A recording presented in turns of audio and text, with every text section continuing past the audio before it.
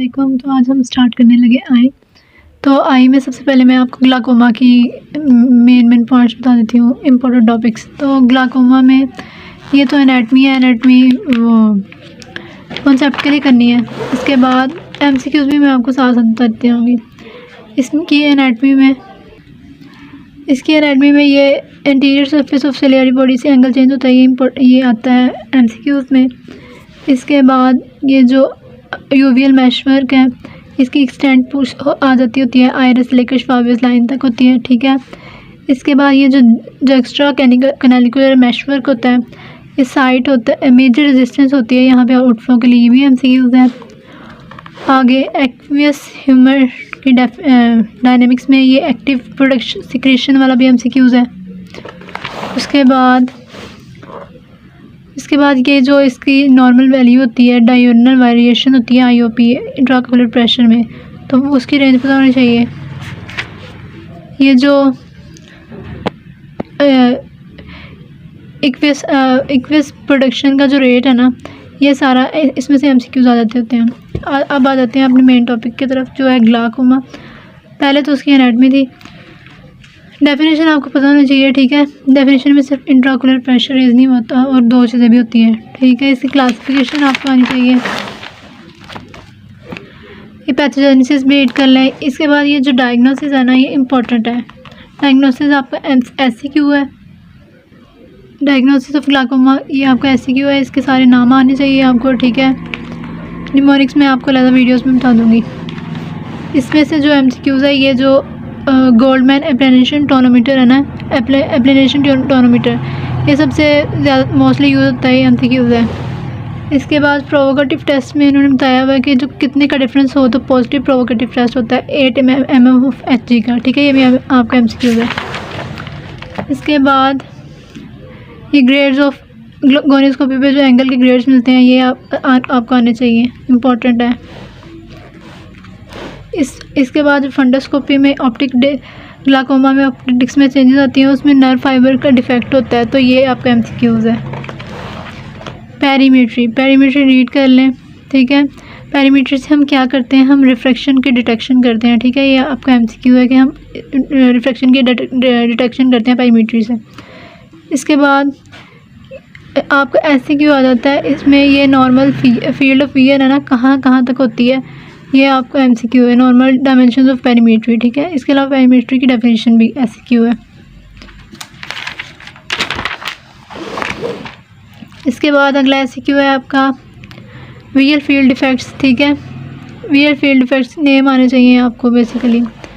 इसके बाद अगला एमसीक्यू है पैरासेंट्रल स्कोटोमा, ठीक है। क्या होता है आपको पता होना चाहिए सारा। ये आपका एमसीक्यू है, आर्कुएट स्कोटोमा कैसा होता है, ठीक है। इसका दूसरा नाम आना चाहिए। इसके अलावा ऑप्टिक्स में ना अगर नॉचिंग नज़र आ रही होती है फंडोस्कोपी में, अगर आर्कुएट स्कोटोमा हो तो ये एमसीक्यू है आपका।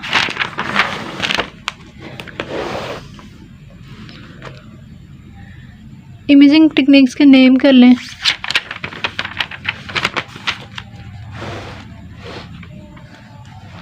इसके बाद आ जाता है primary angle open angle glaucoma, ठीक है। ये इंपॉर्टेंट है। इसकी डेफिनेशन एससीक्यू है। डेफिनेशन में ये पांचों पॉइंट्स आपको करने चाहिए कवर, ठीक है।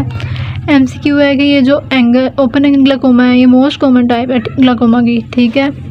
इसके बाद रिस्क फैक्टर में मायोपिया वाले जो पेशेंट्स होती हैं ना, उसका रिस्क फैक्टर ज़्यादा होता है, ये एमसीक्यू है। क्लिनिकल फीचर्स में ये पेनलेस डिटोरिएशन ऑफ विजन होती है और बायलेटरल होती है, इंसीडियस ऑनसेट होता है, ये एमसीक्यू है। और ये क्लिनिकल फीचर्स इसके एससीक्यू में भी है, जिसमें सिम्टम्स और साइंस दोनों आएंगे। अगला एमसीक्यू है आपका ये जो ये press biopic glasses frequently change करते रहते हैं ना, तो उनमें एक सिम्टम है कि ये जो ग्लासेस काफ़ी चेंज करते रहते हैं, ये एमसीक्यू है। इसके बाद इसका डायग्नोसिस आपको आना चाहिए, वो ये आपकी डेफिनेशन से ही हो जाता है। ट्रीटमेंट भी रीड कर ले आगे। एमसीक्यू ये आपका वो मेडिकल ट्रीटमेंट सारा आपका एससीक्यू है। पता होना चाहिए आपको फर्स्ट लाइन ट्रीटमेंट कौन सा है। फर्स्ट लाइन प्रोस्टाग्लैंडिन्स होते हैं और सेकंड लाइन होते हैं हमारे पास alpha 2 agonist. Beta blockers treatment of choice के तौर पे यूज़ करते हैं। ये आपका ऐसे क्यों है, क्यों करते हैं, तो इसमें ये सारी इसकी डिटेल आनी है। इसके बाद अल्फा 2 एगोनिस्ट है जो इनमें जो हमारे पास ब्राइमोनिडीन है ना, ये कौन से लॉस ऑफ कॉन्शियसनेस करती है, ठीक है। तो ये एमसीक्यू है आपका। उसके बाद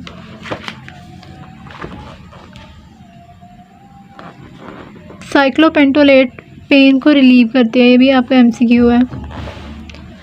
सर्जिकल ट्रीटमेंट भी एससीक्यू है आपका, ठीक है। और आगे से प्राइमरी एंगल क्लोयर ग्लाइकोमा आ जाता है। प्राइमरी एंगल क्लोयर ग्लाइकोमा आपका एससीक्यू है, ठीक है। इसकी सारी बातें आपको पता होनी चाहिए।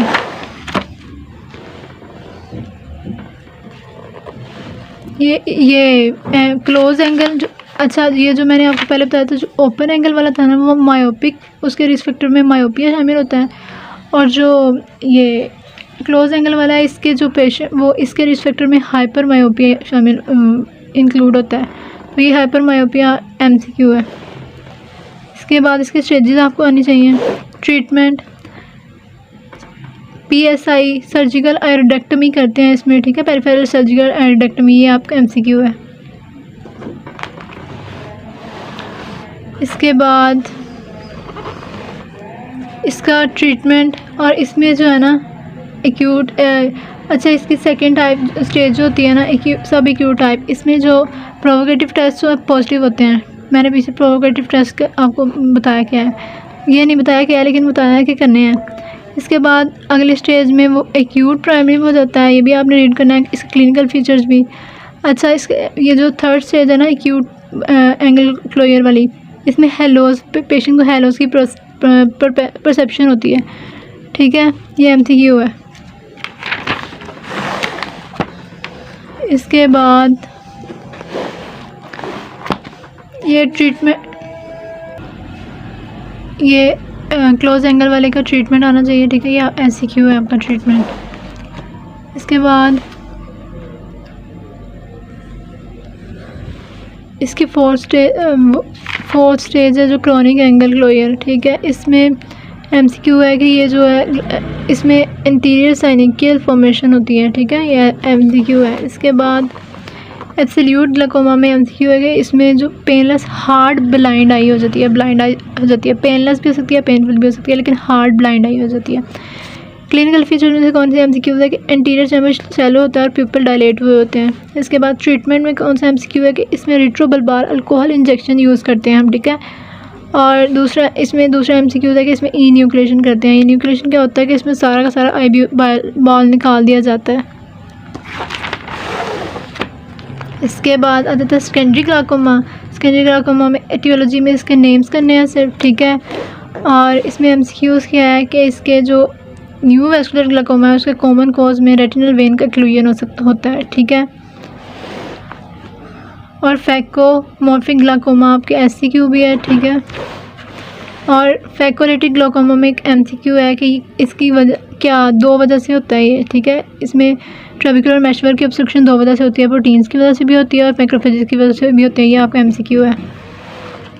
इसके बाद इसके एटियोलॉजी में जो ट्यूमर्स थे, ठीक है, इसमें विट्रियस एक्सट्रैक्शन हो जाती है, विट्रियस एक्सट्रैक्शन हो जाती है, ठीक है। ये आपका एमसीक्यू है। इसके बाद ट्रॉमा अगर हो जाए तो हाइफीमा हो जाता है। हाइफीमा क्या होता है, इंटीरियर चैम्बर में ना ब्लड फिलिंग हो जाती है, उसको हाइफीमा कहते हैं। तो ये एमसीक्यू है आपका। इसके बाद स्टीरॉयड की वजह से ग्लाइकोमा हो सकता है, सेकेंडरी ग्लाइकोमा, ये आपका एमसीक्यू है। ट्रीटमेंट आपका एससीक्यू है, ठीक है। कॉन्जेनिटल ग्लाइकोमा इंपॉर्टेंट है, ये आपको आना चाहिए। प्राइमरी इन्फेंटाइल ग्लाइकोमा के इंसिडेंस में, ये जो इंसिडेंस है ना 10,000 बर्थ में से एक को हो सकता है, तो ये आपका एमसीक्यू है। इसके बाद इसके क्लिनिकल फीचर्स में है कि इसमें जो कॉर्निया ना ग्लोबुलर हो जाता है, ये एमसीक्यू है आपका। और इसके साइंस में है कि कॉर्निया का डायमीटर जो होता है ना 10 mm बर्थ पे होता है नॉर्मल का, ठीक है। सेकेंडरी ग्लाकोमा में ना हेलोस की परसेप्शन होती है पेशेंट को। इसके बाद आगे आ जाता है हमारे पास इन्वेस्टिगेशन, यहाँ पे नहीं दी हुई इन्वेस्टिगेशन इसकी कैसे क्या करते हैं वो आपका SCQ है। इसका ट्रीटमेंट आपका SCQ है। MCQ गोनियोटोमी में दो है कि जो प्रोसीजर ऑफ चॉइस है ना वो गोनियोटोमी करते हैं। अब ये करते कब है, जब कॉर्निया क्लियर हो, ये भी आपका MCQ है कि कॉर्निया क्लियर हो तो गोनियोटोमी करते हैं। ट्रेबिकुलोटमी होती है और एक ट्रेबिकुलेक्टमी होती है। तो ट्रेबिकुलोटमी ये आप कर लें, पढ़ लें, रीड कर लें, और इसके अलावा ट्रेबिकुलेक्टमी भी सारा रीड कर लें। ये इसकी सर्जिकल प्रोसीजर आपका SCQ है, तो इसको आपके नाम आने चाहिए, ठीक है। This is all about the glaucoma. Thank you.